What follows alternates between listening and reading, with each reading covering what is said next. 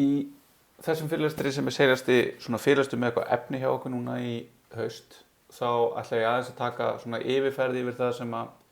þið gætu skoðað eða gætu rekist á þegar þið farið að svona skoða enn frekar og nýta svona kannski einhvern frítíma í að dunda á vefnum. Og það er þetta sem kom þá með þessu HTML5 sem er svona þetta reglívar hugtak sem við fórum yfir hérna alveg í byrjun. En það var ekki bara að bæta við þessum nýju elementum og þessu öllu, heldur var líka búið að vera að bætast við og ennþá að bætast við svona JavaScript APIs, sem sagt virkni í vöfrunum sem að við getum notað til þess að gera eitthvað. Og það eru áhugaverðir hluti sem við getum gert og þetta er í raun að bætast og stuðningurinn við þessi APIs eru að batna í vöfrum bara á hverju ári og ofta ári jafnvel. Og það er náttúrulega í þessu svo mörgu í vefnum og sem hefur verið í gegnum sögu vefsins, pólitík sem er ekkert hægt að komast hjá. Til dæmis var Safari fyrir þessu ári, eða sem sagt hópurinn hjá Apple eða bara Apple yfir höfuð, að segjast ekki ætla að útfæra ýmis API sem eru í stöðlun hjá W3C og það var vegna þess að Apple telur að með því að bjóða vöfrum og sem sagt vefforritunum eins og okkur upp á það að hafa aðgang á svona API-um, þá verði auðveldara að trakka okkur yfir netið að því leyti að þessir APIs geta til dæmis gefið upplýsingar hvernig vélin okkar eða hvernig nettengingin okkar eða eitthvað svoleiðis og með þessu hægt að útfæra svona fingerprinting sem jafnvel hægt í dag. Það sem hægt að spyrja bara vafran að mjög mörgum spurningum og eftir því sem þú færð fleiri svör, hver er upplausnin á vafraninum, hvað er þetta, hvað er hitt, hvaða leturgerðir eru uppsettar á vélniðinni, hvernig rendar eru leturgerðir og svo framvegis, þá getur þú alltaf minkað og minkað. Þetta verður svona funnel þar sem þú getur alltaf minkað og minkað og með ákveðni nákvæmni sagt til með 95, 97, 98% nákvæmni get ég sagt að þetta er Óli sem heimsótti síðuna hérna í gær á milli 3 og 5 mínútur yfir 3 og með þessu þá náttúrulega allur heimurinn eða allur vefheimurinn keyrir áfram á auglýsingum þar sem að í raun Google er ekki leitarfyrirtæki, það er auglýsingafyrirtæki sem græðir eiginlega allan pening sinn á auglýsingum og er náttúrulega í þessari stöðu núna að vera með Chrome sem útbreiddasta vafran í heiminum í dag og í krafti þess geta stýrt að miklu leyti í raun hvernig svona útfærslur fara fram og í raun verður líka áhugavert að sjá núna þar sem að dómsmálaráðuneytið í Bandaríkjunum er að undirbúa í svona antitrust málum með Google, hvort að það verði eitthvað kom út úr því. Margir hafa hugsað að hafa talið það líklegt að jafnvel þurfi Google að selja Chrome út úr fyrirtækinu, út úr Alphabet sem er fyrirtæki sem á Google og fleiri undir svona fyrirtæki. Að þetta allt kemur inn í það hvað er hægt og hvað verður í boði í vöfrum í framtíðinni.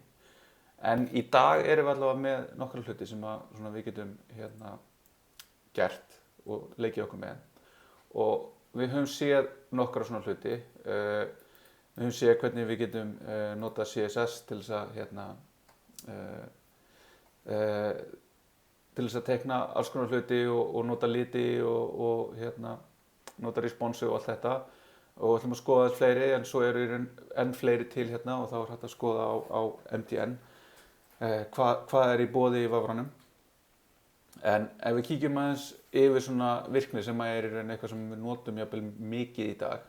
þá er local storage og session storage eitthvað sem við getum notað. Og það er þá þegar við erum í þessari stöðu og við viljum geyma einhverjar upplýsingar fyrir notandann. Við erum hugsanlega búin að búa til einhvern vef sem gerir einhverja virkni og við viljum geyma einhverjar upplýsingar. Þannig að notandinn getur gert eitthvað, hann getur teiknað mynd, hann getur skrifað niður einhverjar hugsanir, hann getur gert bara hvað sem er og við viljum einhvern veginn geyma það. og þá getum við notað local storage til þess og þá virkar local storage þannig að við í raun höfum API sem leyfir okkur að vista eitthvað ákveðið gildi undir einhverjum ákveðnum lykli. Þannig að þetta aftur að nota þetta sem við höfum séð margoft núna í haust, þetta key value hugtak, að vera með eitthvað sett þar sem við getum í raun vísað í eitthvað eftir einhverju lykli og fengið eitthvað gildi. Og síðan getum við fjarlægt þessi gildi og við getum sótt þessi gildi. Þannig að með þessu þá erum við í raun með bara gagnageymslu sem við getum nýtt okkur. Og þessi gagnageymsla er vistar bara strengi, en með því að nota JSON sem við höfum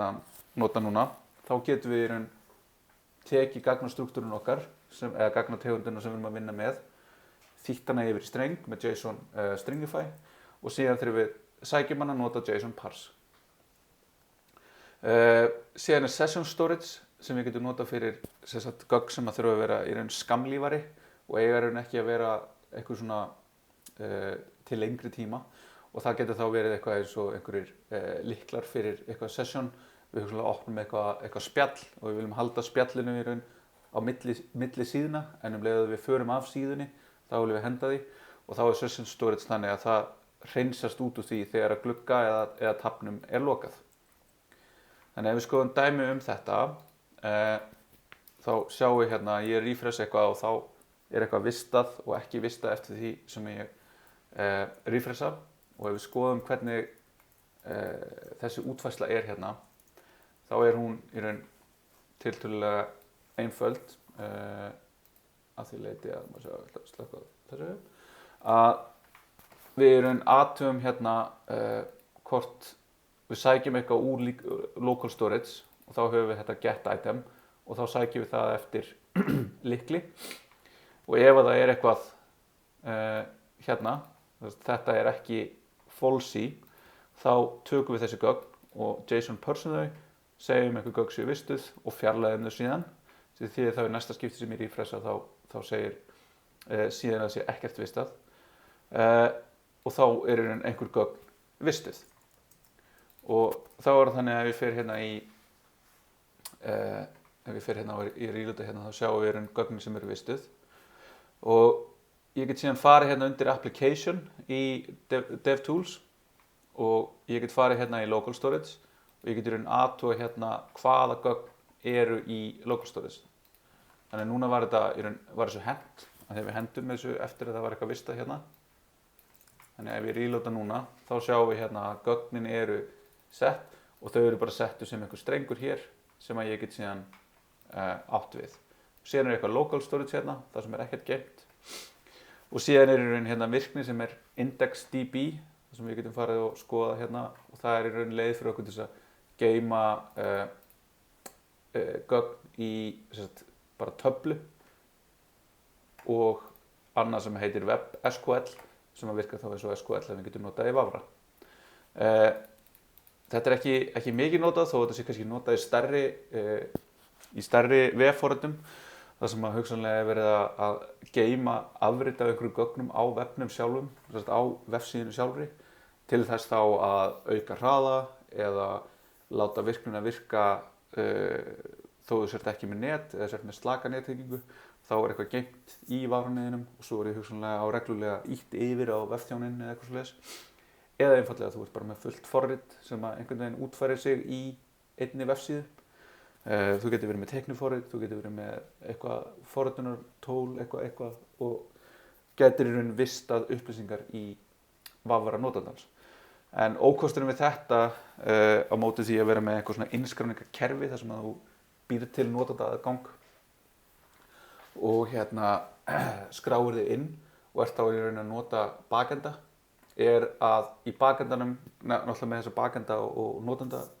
uppsetningu, þá getur þú farið milli Vafra og skráð þig inn á meðan að þetta er náttúrulega er bara bundið við nákvæmlega þennan Vafra og þetta Vafra session sem að ég er á og í rauninni er ekkert aðgengilegt öðrum eða í öðrum vefrum. Þannig að þetta er ekki svona fyrir einhverja svona flóknari hluti. Þetta er sem myndi ekki virka fyrir Google Drive eða eitthvað svoleiðis. Síðan getum við líka unnið með vídeo og hljóð og það er þá í gegnum vídeoelementið og audioelementið og við höfum séð hvernig við getum sett attribute til þess að stýra og segja til hvernig þau koma inn og hvernig hljóðið og vídeóið birt. En við getum líka brugðist við atburðum, þannig að við getum til dæmis vita þegar að vídeóið að spila, hvaða ramma er verið að birta, hversu langt vídeóið komið eða hljóðið. Við getum breytt stöðu, þannig að við getum pása það og playa það og þetta er náttúrulega eitthvað sem er í hópverkefni 2, þannig að þið eru hugsanlega búin að skoða eitthvað hérna. En ef við skoðum hvernig þetta vídeó hérna þá getum við búið til eitthvað sem segir bara vídeóinu að spila eða að pása og þá fáum við bara vísun í það og segjum video play og video pause og svo getum við líka sett að event listener hérna sem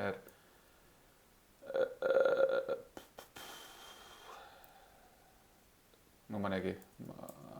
video, nei, ég man ekki hvað hann heitir. Þú getum við skoða hérna time, nei, ég man ekki. Þannig að ég get ítt hérna á play og spila þetta glæsilega vídeo og þá í raun það óháð því hvað í raun að gerast hérna. Þannig að þá getum við gert þetta til dæmis ef við viljum hafa vídeo sem að keyra í bakgrunninum á vefnum okkar. Við getum látið það að lúpa, við getum látið að byrja að spila þegar við komum einhvern ákveðin stað. En það hins vegar eitt sem mjög vert að hafa í huga við alla þessa virkni sem við erum að skoða og vinna í svo að eftir því sem að virkni verður meiri, þeim meiri líkur á einhver muni misnota hana. Og það hefur til dæmis verið með vídeo að það hægt og rólega í gegnum árin hafa vafrar verið að læsa hversu mikið hægt að gera með vídeo. Og við náttúrulega könnumst örugglega öll við það að hafa opnað einhvern vef sem að byrja að spila einhverja auglýsingu eða eitthvað vídeo og það allt í einu byrjar eitthvað hljóð að keyra og þetta er mjög trublandi og mjög svona jarring upplifun og þess vegna eru vafrar í dag leyfa ekki almennt að byrja að spila vídeo nema með einhverju explicit initiation frá notanda sem þá til dæmis að keyra íta á einhvern takka sem byrjar að spila vídeóið. Ég get ekki bara að opna vefinn og vídeóið byrjar að spila ef það er með hljóði. Hins vegar ef það muted, ekki með neinu hljóði, þá leyfir vafrið að byrja að spila það. En þetta í raun að breytast. Safari hefur verið svona aggressívastur í að banna þetta og sérstaklega á iOS. Þannig að þetta er eitthvað sem maður getur lent í þegar maður reyna að láta vera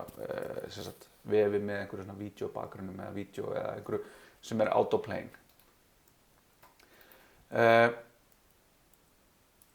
Síðan getum við með JavaScript og þá sérstaklega aftur, þetta er náttúrulega virkni sem er svolítið svona stíluð inn á stærri verkefni eða stærri vefforrit og þau forrit eru ofta að keyra eitthvað flókið, þau eru jafnvel að gera einhverja útreikninga í vafranum. Það er til dæmis eins og hérna squash.app, nei, hvað heitir það? Squash app also, ekki alveg. Squoosh app. Þetta er mjög góður, svona ekki ritill, ekki myndaritill, heldur forrit sem keyrir algjörlega í vafranum og þjappar myndir. Þannig að þá séum við hérna að vera með einhverja mynd sem er 2,79 megabyte og er myndið þessum refur, einhver Firefox jafnvel. Og hérna er búið að keyra compression sem er MOS-JPEG á myndina. Við getum líka keyrt hérna WebP sem er myndaformat frá Google sem er í raun minna. Þá sjáum við hérna að hún er að vinna og hérna er búið að þjappa myndina 75% og gera hana að 705 kilobæti og við getum í raun skoðað munin hérna á þeim og við getum farið hérna inn og við getum séð, jú, það er eitthvað svona, einhver þjöppun sem á sér stað þarna, en hún er ekki sjáanleg svona nöktu auga, naked eye sér ekki munin hérna á og það sem merkilegt við þetta í raun að öll þessi virkni skrifuð í kóða og öll þessi virkni í raun open source og í raun eitthvað sem við getum skoðað hérna og eitthvað sem að nota tækni sem að við höfum verið að nota í haust með svona einhverju aukalega. Það verið að nota TypeScript hérna sem að við munum skoða í Webfortran 2. Það verið að nota Webpack, það ekki verið að nota Rollup. Þetta svipað, þetta sem notað til þess að bundla saman kóða. Þetta síðan hérna með einhverja componentsa sem ég held nú ekki að þetta sé. Þetta nota custom elements sem önnur virkni sem komin inn núna sem í raun þetta að geta búið til sín eigin element. Þannig að við höfum IMG og við höfum audio og video. Hvað okkur langar til að búa til elementið card eða animation eða eitthvað. Þá það eitthvað sem við getum gert með web components. En eins og þessi hérna virkni, þar sem við vorum í raun var verið að þjappa mynd, þá hún ekki þjöppuð í aðal þræðinum. Hún ekki þjöppuð í sama þræðinum og keyra í raun vefinn sjálfan. Heldur þessari keyrslu offloadað í annan þráð, í worker.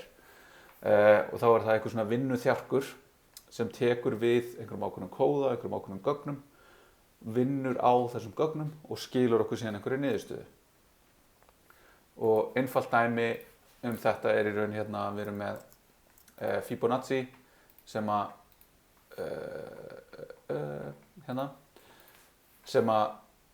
reiknar út í raun Fibonacci bara á eins óhagkvæman hátt og við getum, bara rekursíft, alveg eins naíft og hægt og það náttúrulega mjög það mjög flókin, það ekki flókið, það mjög svona processing intensive. Þetta nota CPU-ið að öllu leyti, eins mikið á CPU-ið þurfum í raun til þess að reikna stærri eftir því sem að stækka. Þannig að hérna getum við í raun keyrt þetta þar sem við erum að reikna hérna 40 fyrstu Fibonacci tölurnar og bara ítrum í gegnum þetta hérna fall, bara byrjum með Fibonacci tölu 1, 2, 3, 4 upp í 40 og síðan það sem við gerum það í worker. Og þá workerinn þannig að við í raun búum til hérna new worker og vísum í eitthvað JavaScript skjal og það JavaScript skjal hér og það hefur í raun on message hérna fall sem tekur við einhverjum upplýsingum í gegnum eitthvað event hérna. Inn í þessum event í raun síðan gögnin sem við sendum áfram. Þannig að hér erum við að senda áfram gögnin sem eru 40, sem segir til bara við ætlum að fá 40 Fibonacci tölur. Por favor. Og síðan þegar að það búið, þá í raun on message á workernum sem sendir gögnin tilbaka. Þannig að þá reiknum við hérna þessar tölur, bara nokkla sama hátt og áður, nema við gerum það í þessum worker og sendum síðan gögnin tilbaka í prósessin sem að startaði workerinn. Og þetta þá munurinn sá að hérna núna í raun, núna get ég unnið með vafran, þannig að ég get dregið hérna texta og ég get gert eitthvað. En ef ég keyri þetta án workersins, þá sjáum við að takkinn hann festist hérna inni í active stateinu. Ég get ekki dregið neitt á glugganum út af því að þetta læsir main þræðinum eða main event loopunni. Event loopan sem að keyrir í JavaScript, því að JavaScript keyrir bara í einum þræði, hún læsist út af því að það hún föst í því að reikna þessa lúpu þangað til hún búin og það tekur langan tíma. Þannig að við segjum hérna console time, byrja og end, byrja. Þá getum við séð hversu langan tíma þetta tekur í raun og veru. Þannig að þetta tók í raun 2 sekúndur að reikna þetta út og í þessar 2 sekúndur get ég ekkert gert. En ef ég sendi þetta yfir í workerinn, þá get ég gert eitthvað með hann og það skiptir engu máli og ég get alveg haldið áfram og ég get haldið áfram að gera eitthvað og þetta ekki í raun að stoppa mig í því að interakta. Þetta ekki að búa til þetta eitthvað lag, að þetta þó svo 2 sekúndur séu kannski ýkt dæmi. Ef þetta eru bara 200 millisekundur þá samt UI-ið að læsast í 200 millisekundur eða 500 millisekundur eða eitthvað og þetta býr til svona junky upplifun hjá notendum. Og þetta líka bara leyfir okkur að búa til flóknari virkni, þar sem við erum í raun hugsanlega eitthvað sem við þurfum ekki að reikna eða gera á aðalþræðinum. Þetta getum við bara gert og við erum með eitthvað loading animation á meðan og síðan birtingur og þá getum við keyrt flóknari og eitthvað sem tekur lengri tíma í vafra. Síðan getum við beðið aðgang að myndavél og hljóðnema og þetta eitthvað sem þið hafið líklegast lent í eða fengið beiðni og þetta þá bundið á Navigator hlut sem hefur þá Media Devices og þá getum við beðið í raun að fá Get User Media og það segir í raun bara að við getum stillt hvort við viljum kameru eða hljóðnema eða bæði og síðan þegar það komið þá þetta í raun Promise API þannig að við erum að veitum eða býðum eftir því eitthvað promise resolve og ef að það í raun veittur aðgangur þá fáum við í raun aðgang að þessu og getum kallaði methodur á niðurstöðunni úr þessu kalli og í raun byrja að taka upp mynd, við getum tekið eina mynd, við getum gert ýmislegt við þetta, við getum tengt þetta við Canvas og við getum í raun strengt myndinni á eitthvað, það er hægt að gera alls konar hluti. Þannig að þá það sem að gerist hérna í raun að þetta byrjar á því að biðja aðganga að þessu. Og þetta svona svolítið tricky partur við þetta, af því að náttúrulega ef maður hleður inn einhverju vef og þeir byrjaði að biðja mann eitthvað, náttúrulega bara ég veit ekkert hvað þú vilt, þannig að maður lokar þessu yfirleitt, en ef ég íti hérna á blokk, þá getur þessi vefur ekki spurt mig aftur leyfi að þessu nema ég fari inn í settings og fjarlægi í raun blokkið. Þannig að þetta svona maður skýtur sig í fótinn ef maður biður þetta of snemma af því að ef ég ít á blokk þá get ég ekki gert það aftur. Þannig að ef ég exa hérna þá get ég gert það aftur þá bara þetta svona deny sem í raun bara fyrir þetta session. En ef við skoðum af hverju þetta að poppa upp hana þá það út af því að nei, það var ekki þetta, það var þetta bara þegar vefurinn lótar inn þá köllum við í þetta hér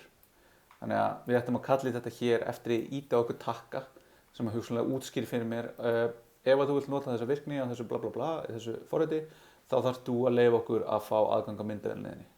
svo ítir á takkan, veita leyfi fyrir að fá aðgang að myndavél og þá kemur þetta upp og þá veit notandinn hvað að gerast og af hverju verið að biðja og líklegri til þess að veita aðgang að þessu. En hérna þetta í raun þannig að við biðjum þetta leyfi og constraintarnir eru það sem við viljum. Þannig að við viljum fá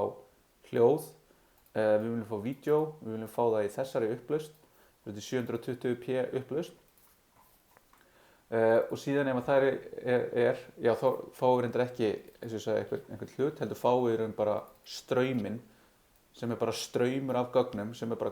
koma jafnóðum úr tólinu mínu yfir í þennan straum hérna og þá getum við sagt við erum hérna með eitthvað vídeo og við getum bara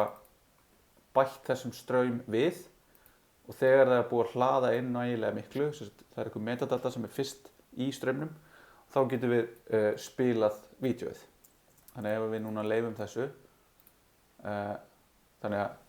núna fyrir hérna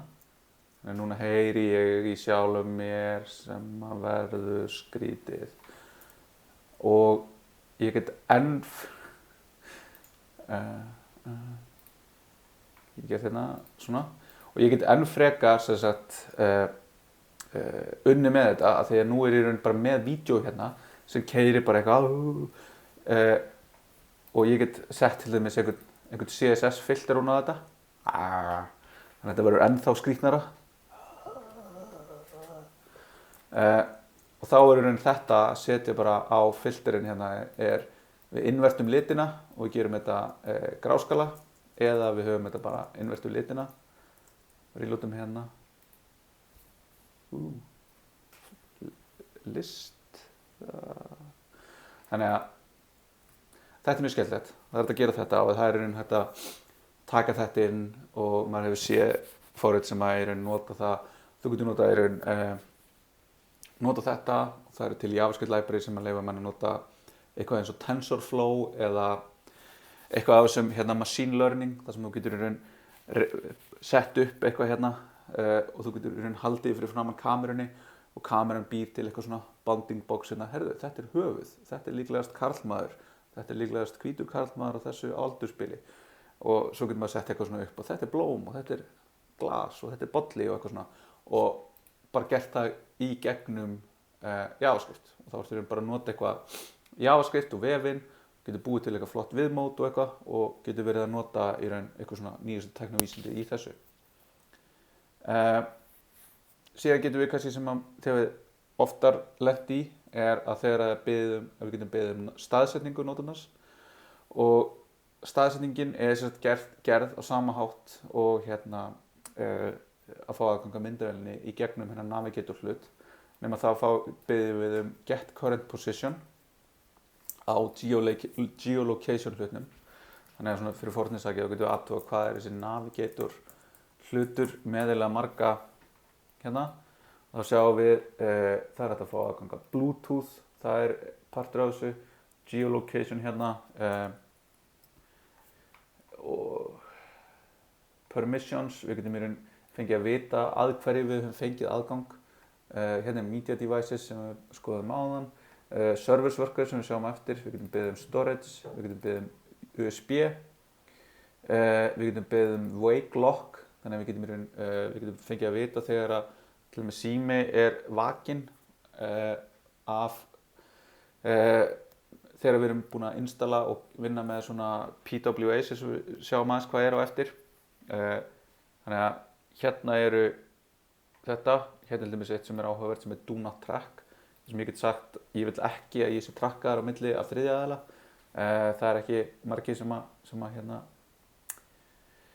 virða það, en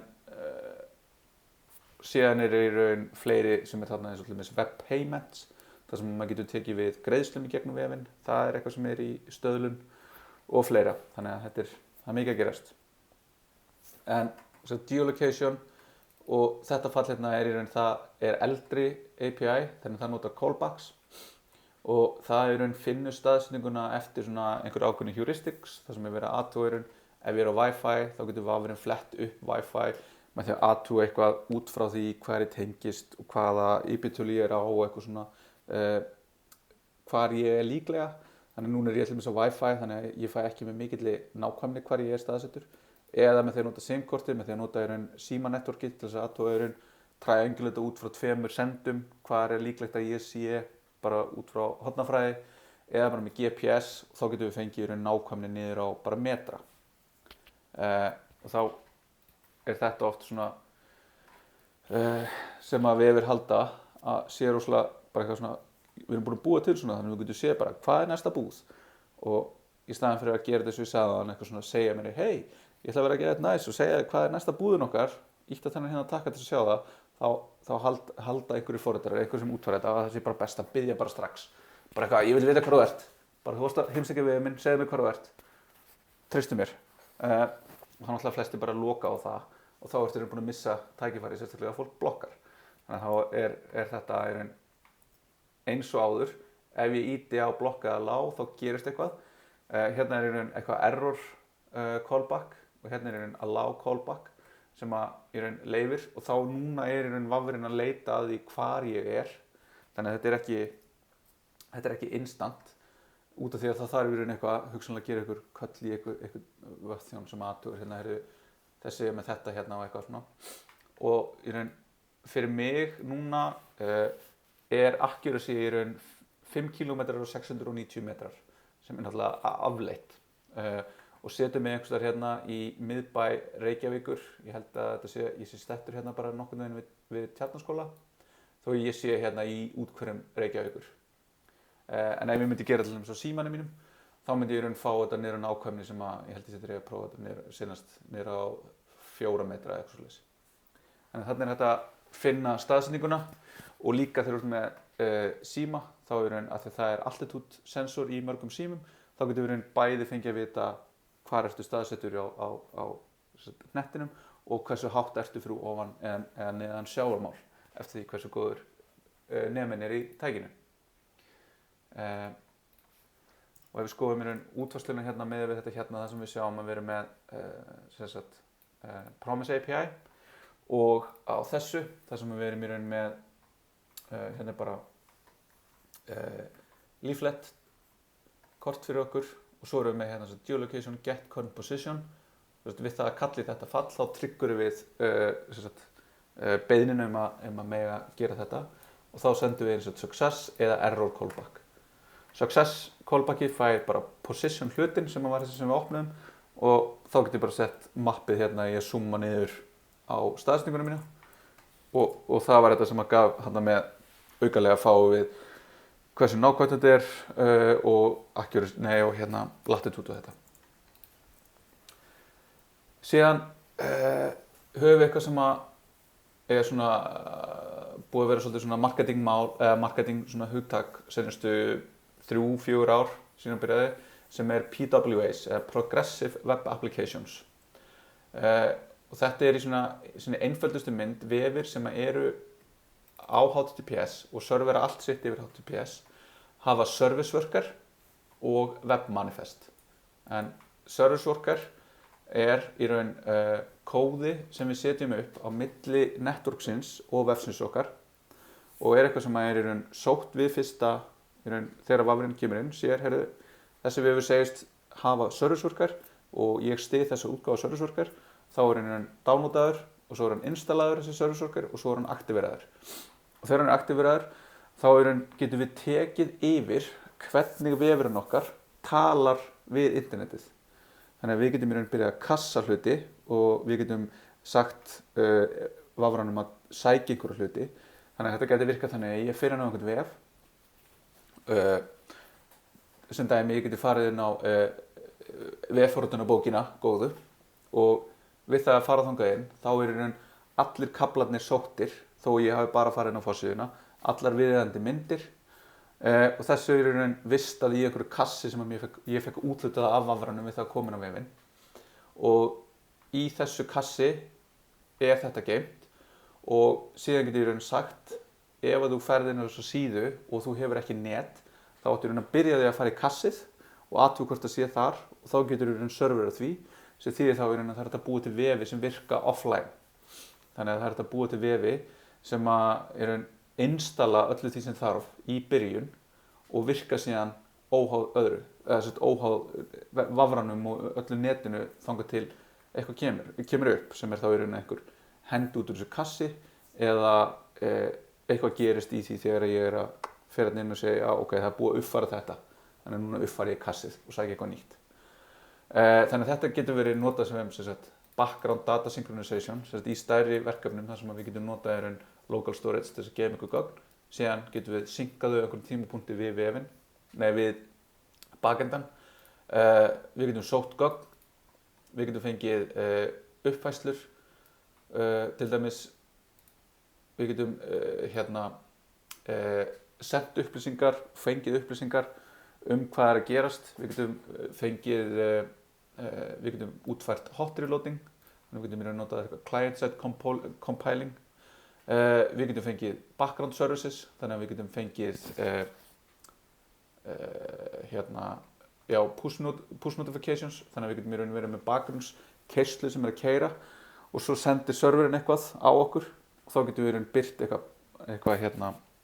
eitthvað push notification. Þannig að með þessu, með því að nota PWAs sem eru í raun þetta service worker og svo web manifest sem í raun bara leið til þess að stýra því hvernig vefurinn okkar birtist, í raun hvað eru home screen ikonin, hvernig á að birta þetta vefinn í raun ef hann birtur, ef hann opnaður sérstaklega, að hann birtast inn í vafra með urlbar og töpum og svona, eða ná að birtast án þess, hvaða litur á að vera og eitthvað fleira. Með þessu getum við búið til vefi sem að láta eins og upp að svona kannski 95% leyti eitthvað svoleiðis. og þá eru líka reglur það þar sem þú getur farið inn á vefinn og hann getur stungið upp á eitthvað, herrið, þú ert búin að heimsækja mig oft, vil ekki bæta mér hérna á home screen, og þá getur fengið vefinn á home screen, þá notar hann eitthvað icon og þá eru komin með vef sem virkar eins og app, nema þú þarft ekki að fara inn í App Store og sækja hann, og þú þarft sem forritari ekki að gefa verkefnið þetta út í App Store, sem heljarinnar verkefni, og maður er alltaf bundinn, ef maður er alltaf á iOS, á því að Apple samþykki forritum hans og leyfi það á vefinn, á App Store. Þannig þetta er svona almenn virkni, en síðan svona kannski aðeins meira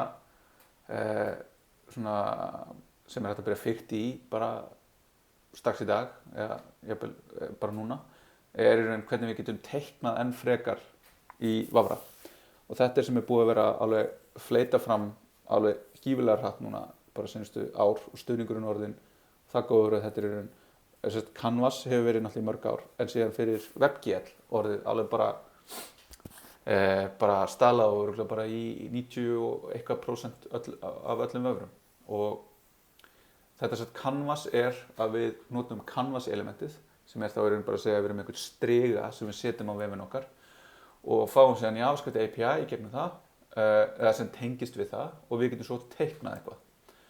Og við getum teiknað bæði í 2 og 3 vítum, og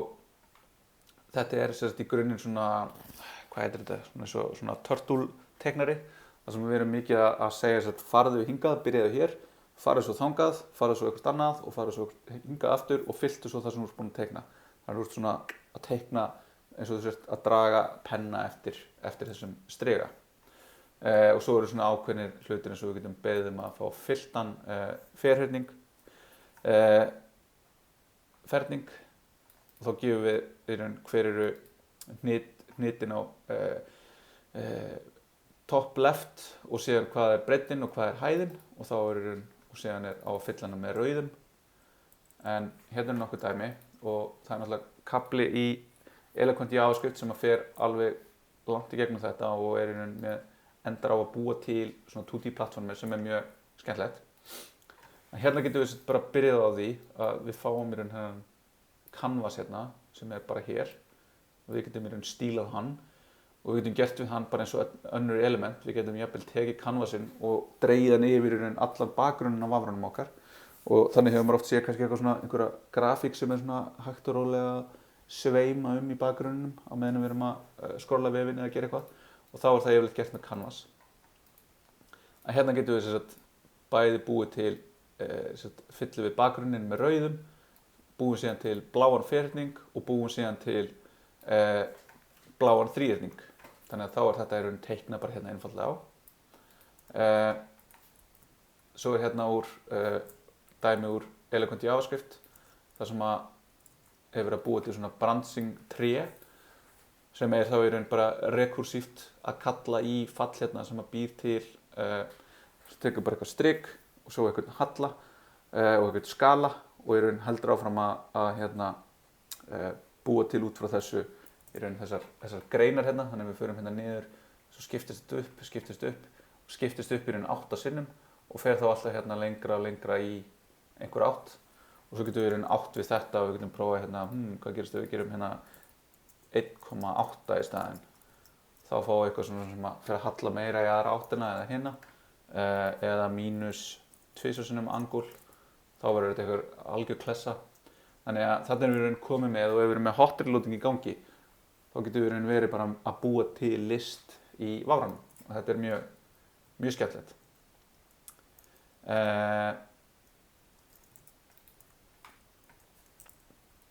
Síðan hérna getum við búið til pie charts, þar sem við erum með einhver gögn, þannig að þá erum við að nota hérna bara einhver gögn, og við getum út frá þessu reiknað, nota hérna reduce til þess að finna heildina, og síðan teiknum við hring,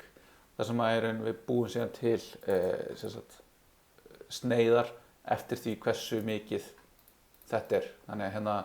það sem flært satisfied, við viljum hafa það rautt, og þá getum við haft það hérna og það verður rautt. síðan getum við í raun tengt okkur inn á þetta, við getum í raun við getum sett hérna event listener, þannig að ef ég hofera eða ég fer hérna yfir eða ég klikka á einhverja af þessu sneiðum, þá getur þetta gerst, þannig að þarna getum við fara að tengja saman allar þessar virkni sem við höfum verið að skoða. Og ég held að það verið eitt dæmi í viðbót. Já, það var hérna tengt þessum 2D plattformer, það sem er í raun við erum með einhverja mynd hérna af karakternum okkar sem er þá búið að teikna og einhver svona skemmtilega pixel art í gangi og í raun síðan er búið að setja þetta upp í svona sprite mynd þar sem að í raun við erum með 1 ramma og við skiptum þessu upp hérna, þetta eru 8 ramma eða nei, 10 rammar eða eitthvað sem að sýna þennan karakter okkar og hver rammi er ákveðið hár og ákveðið breiður. Þannig að við getum hoppað á milli, þannig að við erum í raun með eins og þetta er birt, síðan þetta birt, síðan þetta birt og þetta er allt bara offsetta sem við erum í raun að draga myndina bak við canvasið. Þannig að við erum að sýna bara einhvern ákveðin part í einu og þá er það hérna, við erum í raun með eitthvað cycle já, þetta er hvað 9 og við erum í raun að hlaupa í gegnum þetta og hérna getum við í raun, er þetta bara keyrt í gegnum eitthvað interval þar sem við getum í raun hraða þessu, þannig að við getum látið að hlaupa miklu hraðar eða töluvert hægar þar sem að, já, þetta er kannski aðeins of mikið þar sem að, og þetta er þá í raun að sýna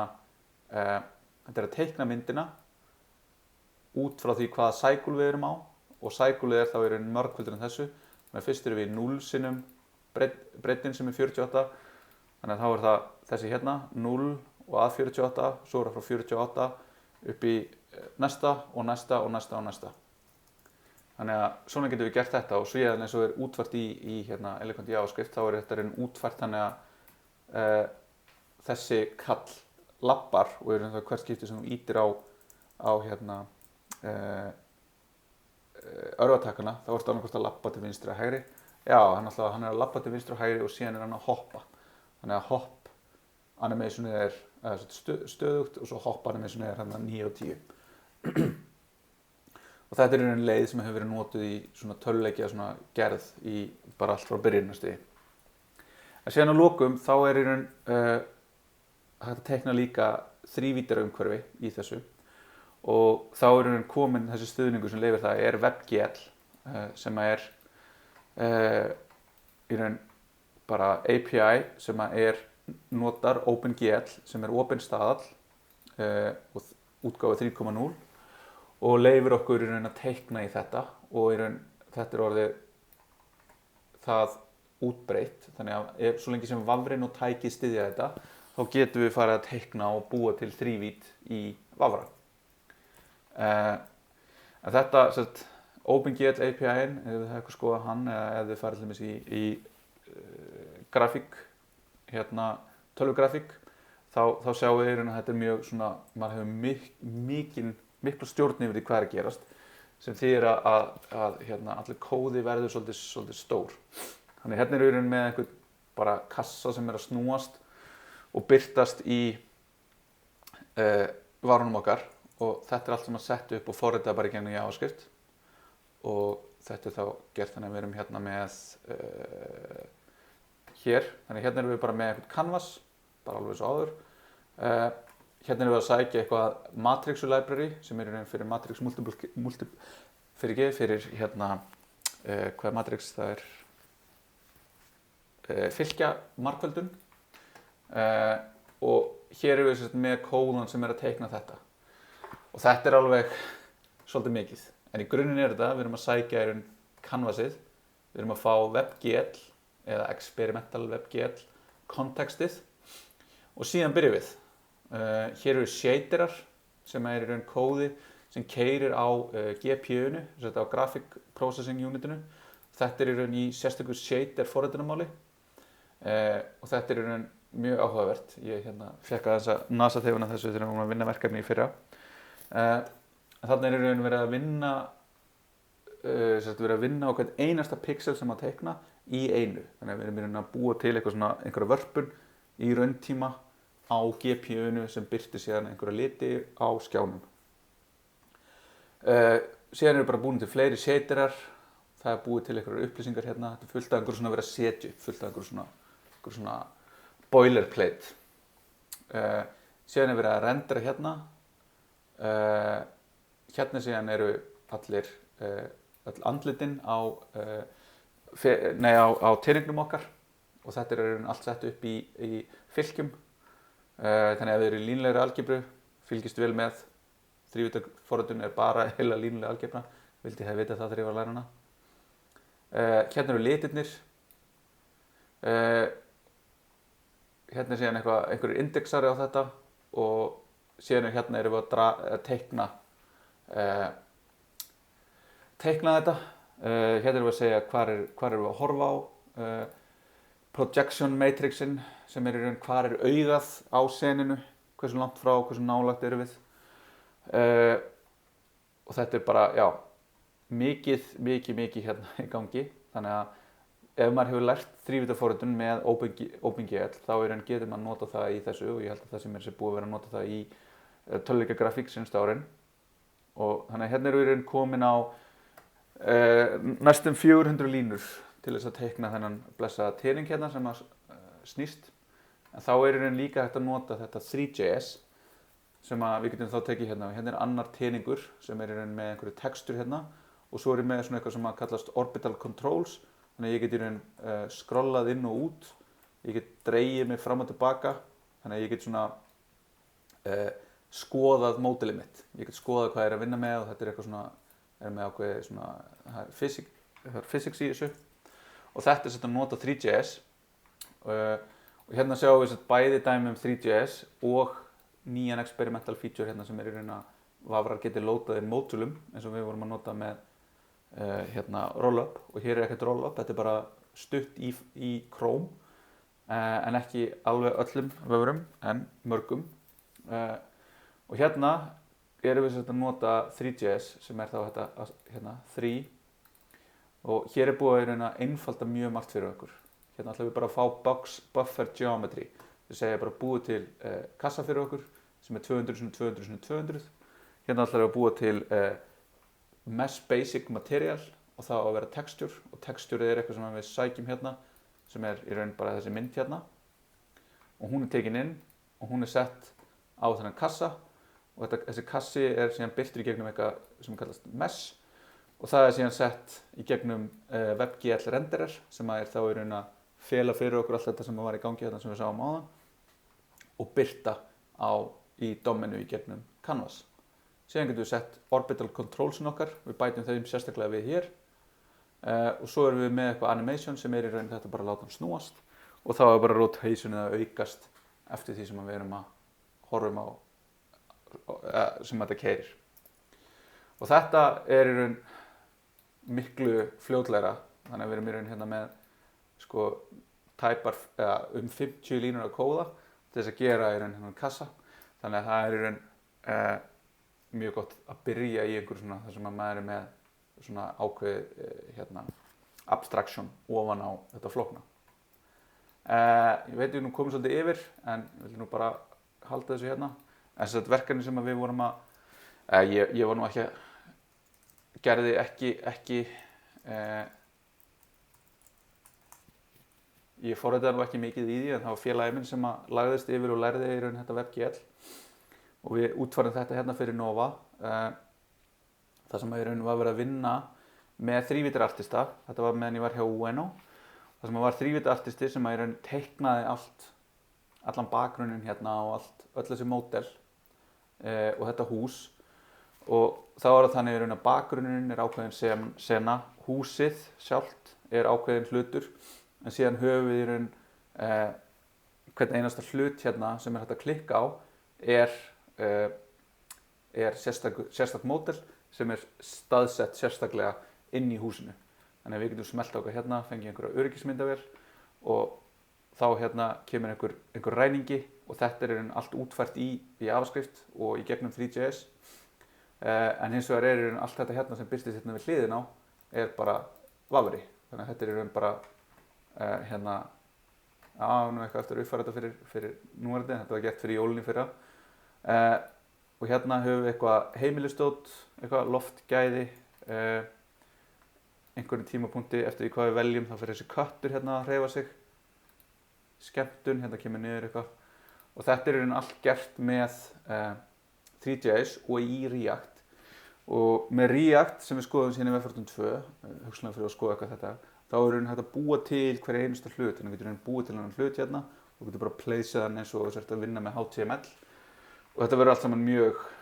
einfalt. Ég hef nú aldrei haldið að ég persónulega myndi vera involverið í einhver svona flóknu verkefni en þetta er í raun eitthvað sem var hægt að gera þá tiltölulega stuttum tíma með því að nýta allt þetta sem fólk er búið að vera að vinna og búa til á vefnum núna nýlega. Þetta var þá loka fyrirlesturinn með einhverju efni í Webfortran 1 núna árið 2020. Tökum okkur 10 mínútna pásu og klárum síðan dæmið frá því í seinasta tíma.